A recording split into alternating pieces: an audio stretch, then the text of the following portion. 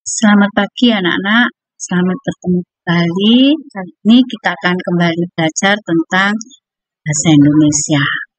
Materi terakhir dari kelas 9 semester 1 di teks tanggapan. Ya, sebelum kita lanjutkan pembelajaran hari ini, saya akan menampilkan sebuah lukisan karya Raden Saleh. Coba perhatikan dengan seksama, perhatikan baik-baik lukisan tersebut. Lukisan ini menggambarkan tentang apakah anak-anak? Ya. Nah, selanjutnya menurut kalian, apakah lukisan tersebut menarik? Tolong berikan tanggapannya, apa yang menarik, mengapa, bagaimana. Oke. Nah, tentunya lukisan ini juga ada hal-hal yang kurang. Nah, menurut kalian apa kekurangan dari lukisan tersebut? Apanya? Tentang apanya? Bagaimana? Di mananya? Ya, oke. Sudah, berikan tanggapan kalian.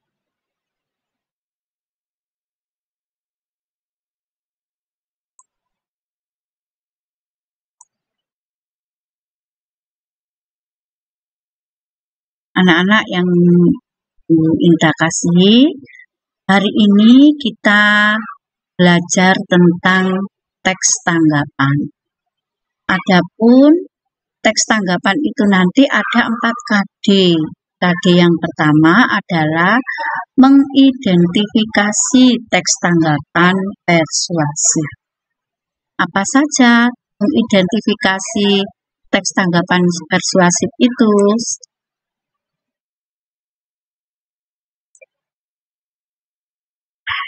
Sebelum kita mengidentifikasi, kita perlu dulu KD yang akan kita pelajari.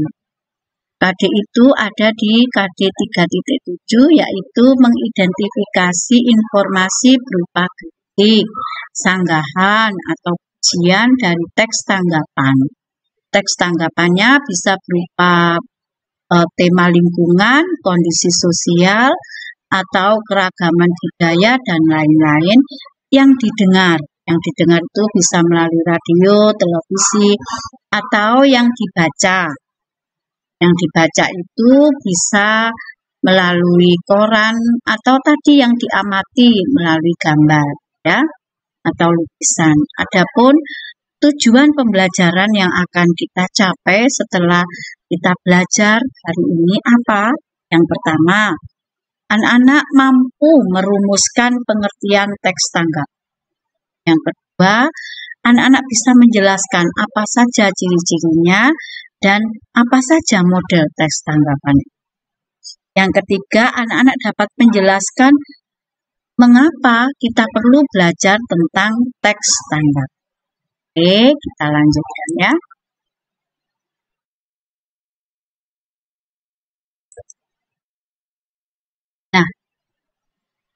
Nah, di dalam teks tanggapan, coba anak-anak perhatikan di bagian berikut ini ya. Di sini teks tanggapan itu untuk mengidentifikasi itu materinya ada 3, yaitu pengertian teks tanggapan atau pengertian teks tanggapan atau definisi. Yang kedua model atau ciri teks tanggapan, dan yang ketiga adalah fungsi teks tanggapan. Lanjut. Nah, ini adalah pengertiannya anak-anak. Teks tanggapan itu adalah teks yang berisi penyampaian tanggapan atau ide mengenai suatu peristiwa. Ya, menanggapi, memberikan masukan mengenai suatu peristiwa, fenomena, isu atau hal lain dari berbagai sudut pandang. Lanjut.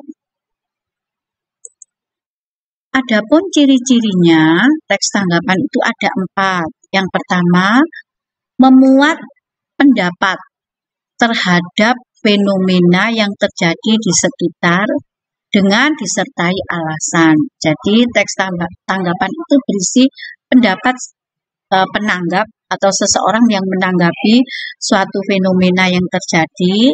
Kalau tadi menanggapi sebuah lukisan, tapi harus diberikan alasan.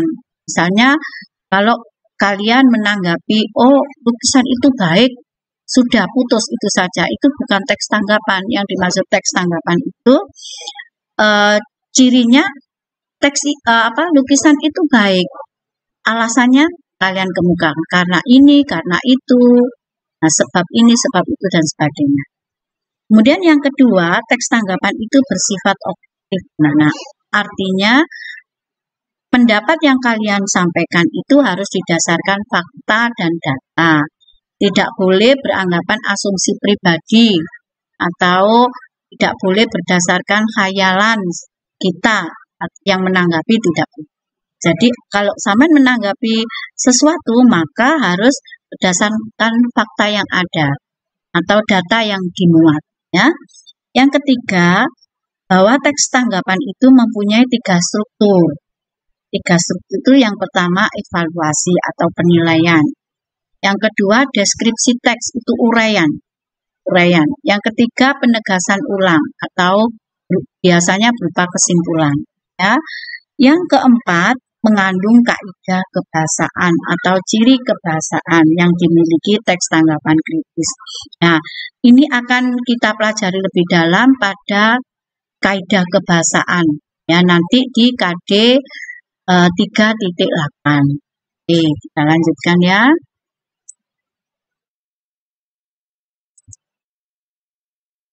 Nah, sekarang kita masuk di model teks tanggapan. Model teks tanggapan itu ada 3. Yang pertama adalah model teks tanggapan yang berupa pujian. Di sini diuraikan bahwa teks tanggapan yang berupa pujian itu memberikan apresiasi sedalam-dalamnya terhadap suatu karya atau hal yang memang dianggap sangat baik dalam penilaian penanggapnya. Seperti tadi ya, misalnya ketika kalian mencermati atau mengamati sebuah lukisan, kemudian Bu Inta menyampaikan kepada kalian apakah hal-hal yang menarik dari lukisan tadi. Nah, kemudian kalian mengamati dan memberikan penilaian, oh menariknya ada di ini Bu, di itu Bu. Nah, di ini, di itu diberikan alasan. Nah, yang menarik, sesuatu yang baik yang yang kalian sampaikan itu merupakan pujian atau model teks tanggapan pujian. Ya, kemudian yang kedua adalah model teks tanggapan kritik. Kritik ini biasanya sesuatu yang kurang bagus ya, tapi bukan berarti kritik itu menjelek-jelekan, tidak. Nah, di sini diartikan menelaah secara teliti dan hati-hati serta bijaksana dalam menyampaikan kekurangan terhadap suatu hal menurut penanggapnya. Gini artinya anak-anak. Tanggapan model teks tanggapan kritik ini adalah ketika tadi contohnya ketika kalian mengamati sebuah lukisan. Kemudian Bu Inta menyampaikan dari lukisan tadi menurut kalian apa kekurangannya?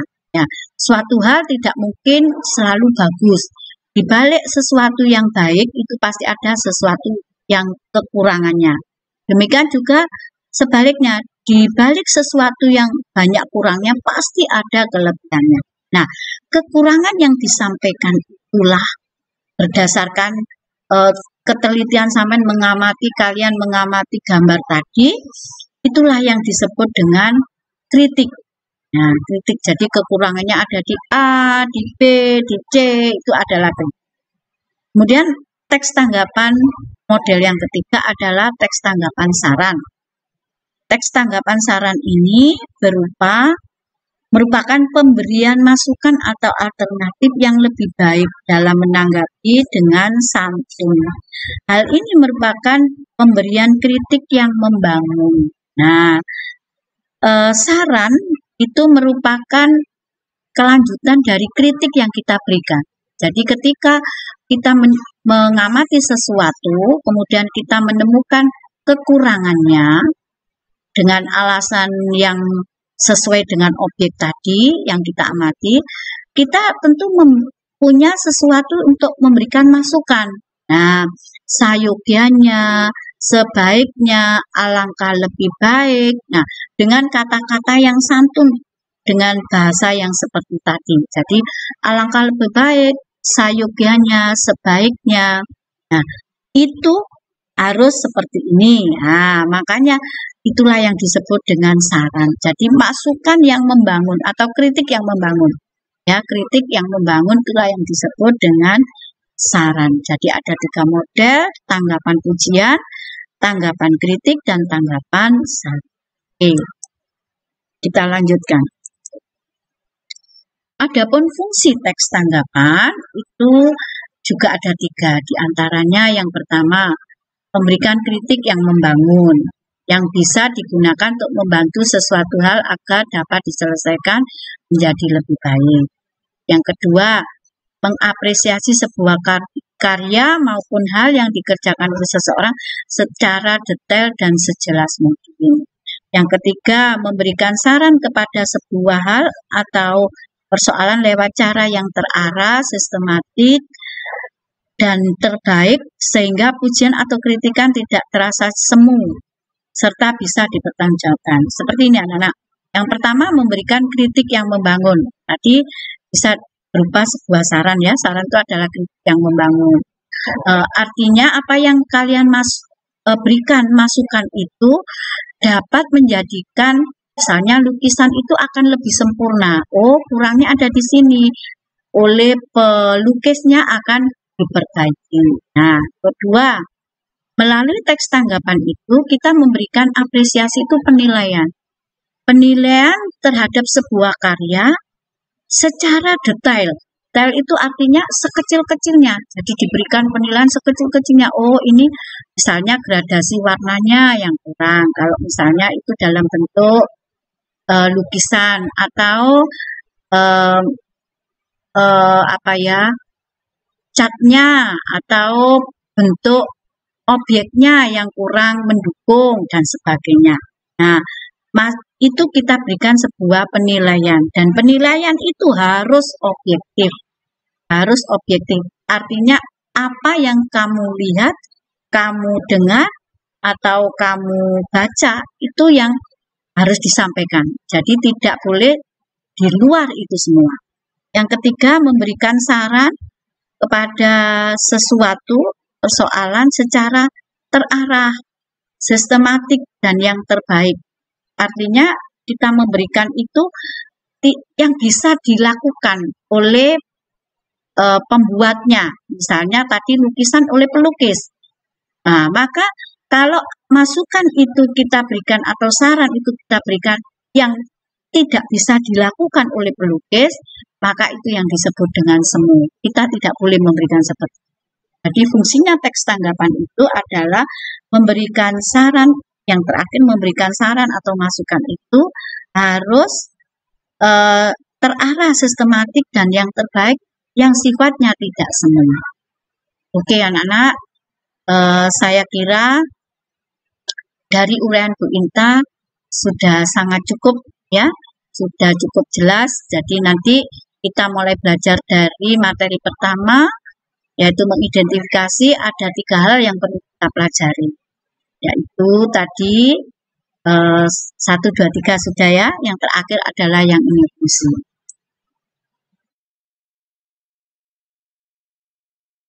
Nah, karena pembelajaran itu sudah kita lalui, kita akan memulai dari awal berdasarkan dengan PPT yang saya sampaikan. Semoga apa yang sangat singkat ini bisa menjadi modal buat kalian pelajari satu persatu materi mengidentifikasi teks tanggapan. Sekian dulu pembelajaran hari ini anak-anak, semoga bermanfaat dan terima kasih. Wassalam.